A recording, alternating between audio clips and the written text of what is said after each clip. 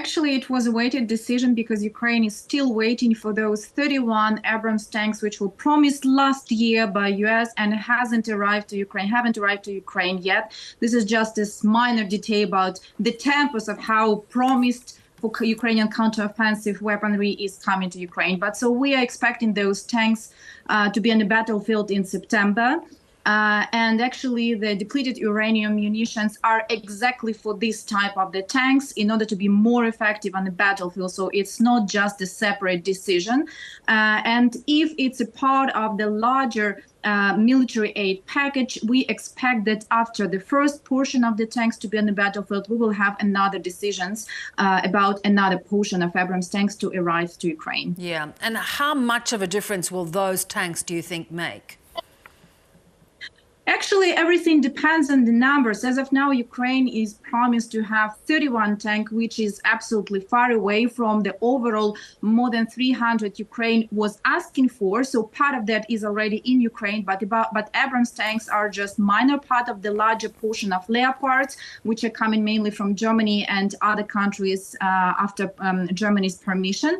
But basically, the first portion will be just 8 to 10 tanks, and then the rest 20. So altogether, it's not the big number.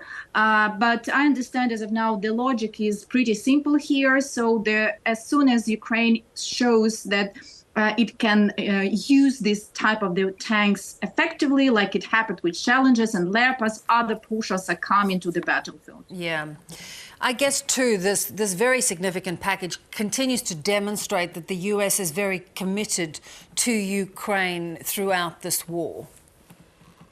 It was a crucial point, actually, and the Blinken visit to Ukraine yesterday, it was exactly in that light strategically important, because as of now, there are a lot of talks of whether Ukrainian counteroffensive, which is going on for a couple of months already, is too slow or not too slow, whether the results are sufficient, efficient or not. And it was an open conversation yesterday in Kyiv between experts and politicians with Blinken about actually the real dynamics and the real goals and the real achievements. And if US has decided to continue this support, it means that the adjustment of bilateral assessment of Ukrainian counteroffensive, both in Washington and Kyiv, has already been made. Oh, that is interesting. So would you then assess them to believe that Ukraine is progressing as well as it possibly could at this point of its counteroffensive?